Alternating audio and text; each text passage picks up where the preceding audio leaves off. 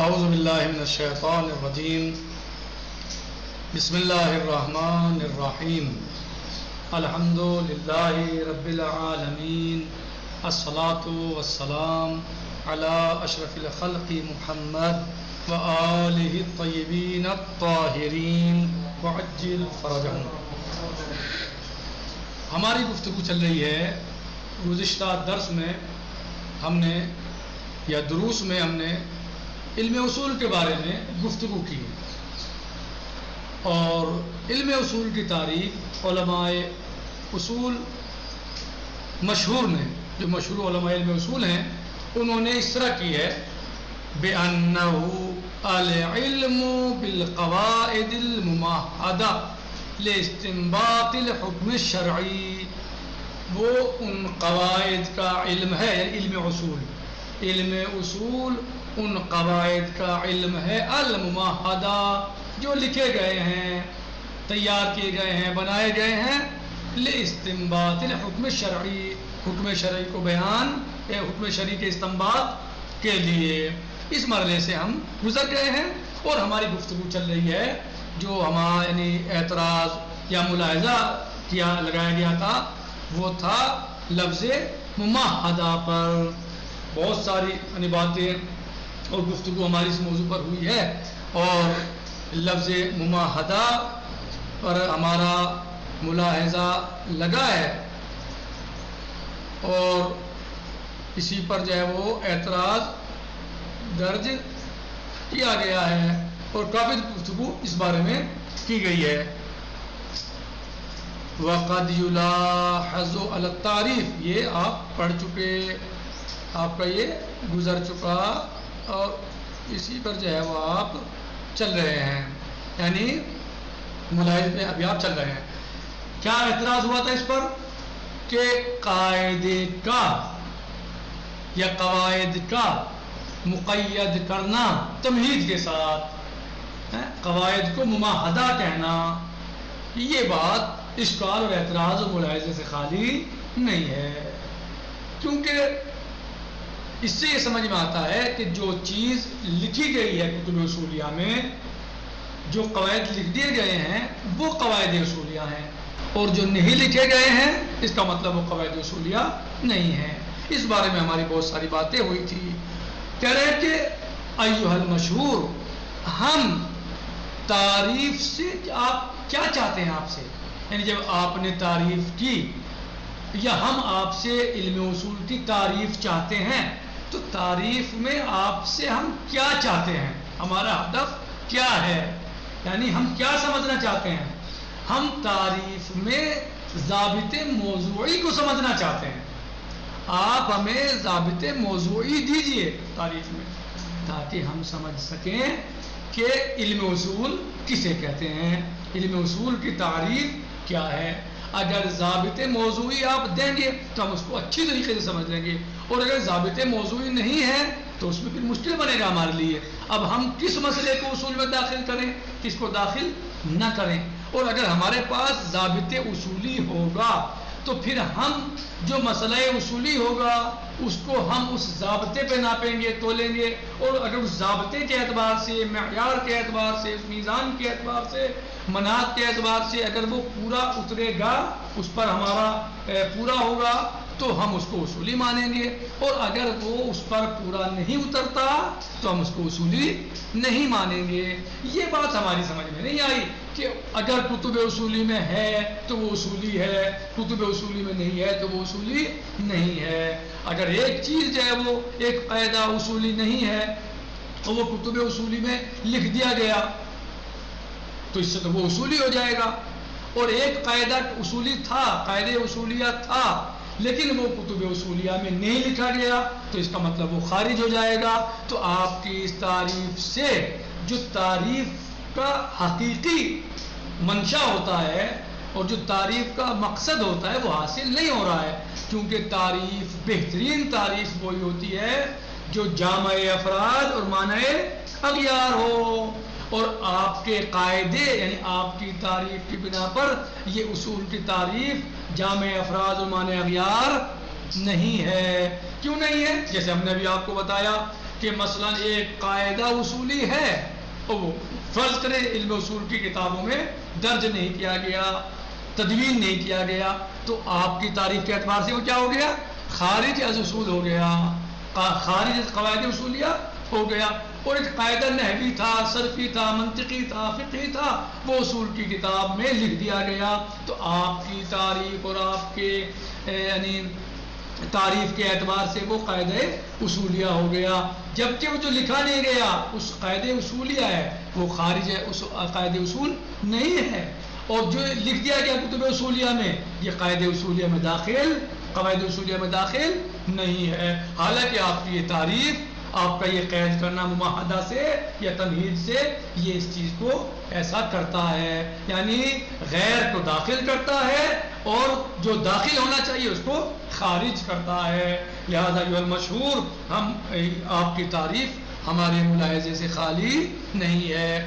ہم آپ سے جو تعریف میں ہمارا مقصود ہے ما اننا، جبکہ ہم آپ سے جو ہمارا مطلوب ہے تعریف سے وہ ہے ابداء الضابط الموضوعی، ضابط موضوعی ہمیں چاہیے کہ جس کی بنا پر علماء علم اصول اس کو اپنے یعنی علماء اصول کی کتابوں میں لکھ سکیں، نہ یہ کہ وہ علم اصول کی کتابوں میں لکھا ہوا ہو تو پھر کیا اگر وہ پہلے یعنی اگر وہ لکھنے سے قاعدہ اصولی ہو رہا ہے تو ہمیں وہ نہیں چاہیے، یعنی وہ قاعدہ ہو تاکہ علماء علم اصول کو پریشانی نہ ہو کتب اصول میں لکھنے کے لیے، یعنی ایک ضابط دیجئے، ایک معیار و نظام دیجئے۔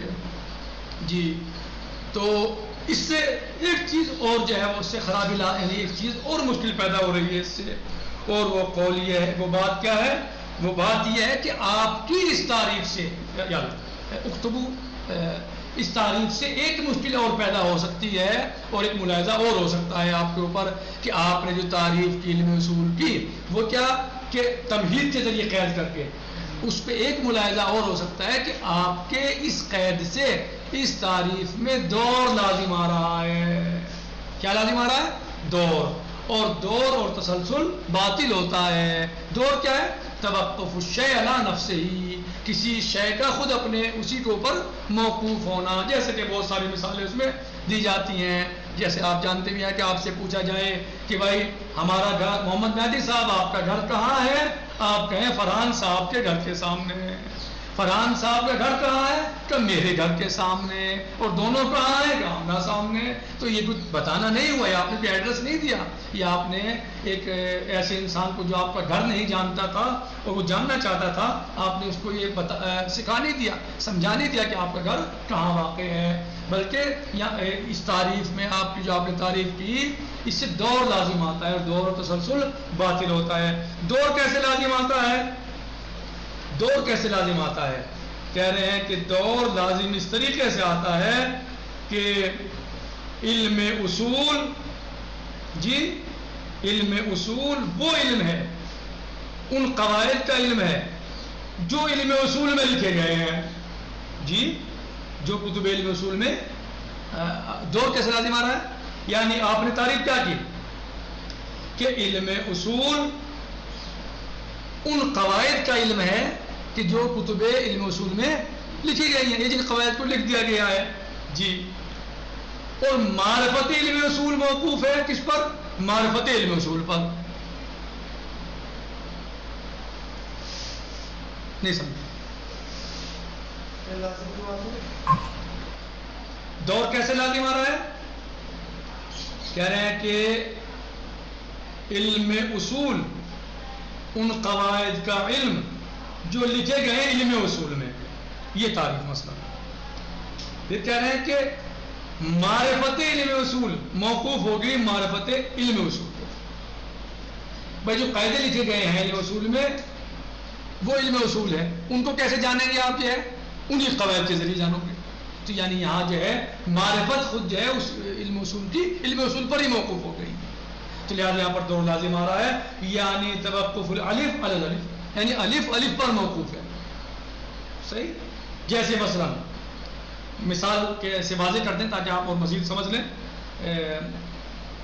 اگر آپ سے پوچھا جائے ما ہوا علم الاصول، آپ جواب دیں مثلا هو المدون فی علم الاصول. کیا پوچھا آپ سے؟ علم اصول کیا ہے؟ آپ نے کیا جواب دیا؟ جو مدون ہے علم اصول میں. یہ علم اصول ہے، جو مدون ہے علم اصول میں. اور پوچھا جائے کہ علماء علم اصول نے یہ مسئلہ علم اصول میں کیوں لکھا ہے، تو آپ جواب دیں اس لیے کہ علم اصول ہے. بات واضح ہو رہی ہے؟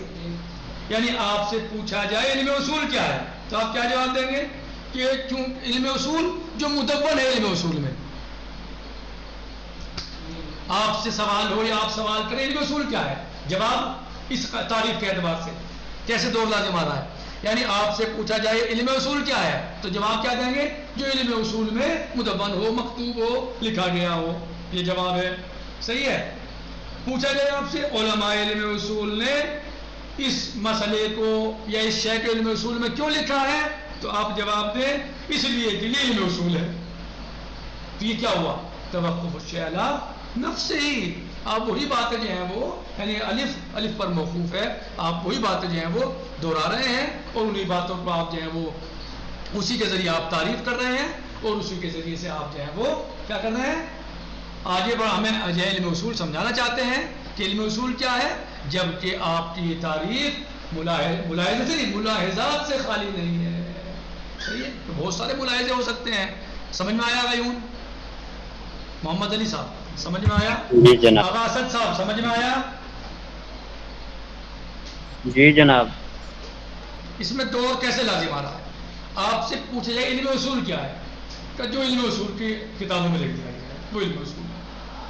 جی آپ سے سوال ہو کہ علماء علم اصول نے اس قاعدے کو اس شے کو علم اصول میں کیوں لکھا ہے تو آپ کا جواب ہو اس لیے کہ علم اصول ہے. تو نہیں دور نہیں لازم آ رہا ہے. یعنی ایک ہی چیز کو آپ جو ہے وہ اسی سے کے ذریعے سمجھا رہے ہیں. ایک ہی چیز جو آپ بیان کر رہے ہیں وہ خود اسی پر موقوف ہے. تو لہذا بات آپ کی دور سے خالی نہیں ہے اور دور اور تسلسل باطل ہے. لہذا ایھا المشہور ایک ایسی تعریف لائیے جس میں ہمیں دور کا بھی سامنا کرنا نہ پڑے اور تعریف آپ کی جامع اور معنی ہو اور ہمیں ایک معیار ایک ضابط ایک مائز مل جائے. مائز یعنی جس کے ذریعے ہم تمیز پیدا کر سکیں، قاعدے اصولیہ کو غیر اصولیہ سے ہم الگ کر سکیں. یہ نہیں ہے کہ وہ علم اصول کی کتابوں میں لکھ دیا گیا ہے تو علم اصول ہے اور نہیں لکھا گیا تو وہ علم اصول نہیں ہوا، وہ قاعدے اصولیہ نہیں ہوا. یعنی اگر قاعدہ نحوی کو کلو فاعل مرفوع اور کلو مفعول منصوب، اگر اس قاعدے کو ہم علم اصول کی کتابوں میں دیکھ لیتے ہیں یا لکھ دیتے ہیں، علماء علم اصول لکھ دیتے ہیں تو اس کا مطلب یہ اصولی قاعدہ نہیں ہو جائے گا. جی اور اسی طریقے سے اگر صیغۃ الامر ظاہرۃ فی الوجوب اگر یہ علم اصول کی کتابوں میں نہ ہو تو یہ قاعدے اصولیہ سے خارج نہیں ہو جائے گا. یعنی کل فاعل مرفوع لکھنے سے اصولی نہیں ہو جائے گا، قاعدے اصولیہ نہیں ہو جائے گا. اور صیغۃ الامر ظاہرۃ فی الوجوب نہ لکھنے سے خارج نہیں ہو جائے گا. صحیح. لہٰذا ہمیں آپ ایسا مائز اور ایسا ضابط دیجیے جس کے ذریعے ہم تمیز پیدا کر سکیں، سمجھ سکیں، قاعدے اصولیہ کو غیر اصولیہ سے الگ کر سکیں، دونوں میں تمیز پیدا کر سکیں. صحیح. کیونکہ ہم یہ دیکھ رہے ہیں کہ صیغۃ الامر ظہور صیغۃ الامر فی الوجوب، ظہور صیغۃ الامر فی الوجوب یعنی صیغہ امر وجوب میں ظاہر ہے یہ قاعدہ اصولی ہے. کیا یہ قاعدہ اس لیے اصولی ہے کہ کتب اصولیہ میں ہے؟ ایھا الاعزاء صیغۃ الامر ظاہرۃ فی الوجوب، کیا یہ قاعدہ اس لیے اصولی ہے کہ یہ اصول کی کتابوں میں ہے یا یہ اس لیے اصولی ہے کہ یہ چونکہ قاعدے اصولیہ ہی ہے؟ چاہے کتب اصولیہ میں ہو یا نہ ہو. یعنی یہ اس لیے اصولیہ ہوا ہے کہ یہ اصول کی کتابوں میں ہے یا قاعدے اصولیہ اس لیے یا اصول کی کتابوں میں اس لیے لکھا گیا ہے کیونکہ یہ قاعدے اصولیہ ہے. بس میں دو باتیں ہیں. یعنی آیا صیغۃ الامر ظاہرۃ فی الوجوب یہ قاعدہ کتب اصولیہ میں موجود ہے تو کیا اس کا کتب اصولیہ میں موجود ہونا، اس کا پایا جانا اس وجہ سے ہے کہ یہ قاعدہ اصولیہ ہے یا یہ قاعدہ اصولیہ اس لیے بنا ہے کہ کتب اصولیہ میں ہے، یعنی اس کا کتب اصولیہ میں ہونا یہ سبب بنا ہے اس کے اصولی ہونے کا، یا یہ اصولی ہونا سبب بنا ہے کتب اصولیہ میں لکھنے کا؟ ہاں، کیونکہ یہ اصولی ہے، قاعدہ اصولیہ ہے، اس لیے یہ چونکہ قاعدہ اصولیہ ہے اس لیے کتب اصولیہ میں لکھا گیا ہے، اور اگر کتب اصولیہ میں یہ نہ بھی لکھا جائے تب بھی قاعدہ اصولیہ رہے گا، اس کے کتب اصولیہ میں لکھنے یا نہ لکھنے سے کوئی فرق نہیں پڑتا۔ لہذا اے ایھا المشہور، ہمیں آپ ایک ایسی تعریف دیجئے جو جامع اور مانع ہو، ولیکن یبقى، کہہ رہے ہیں کہ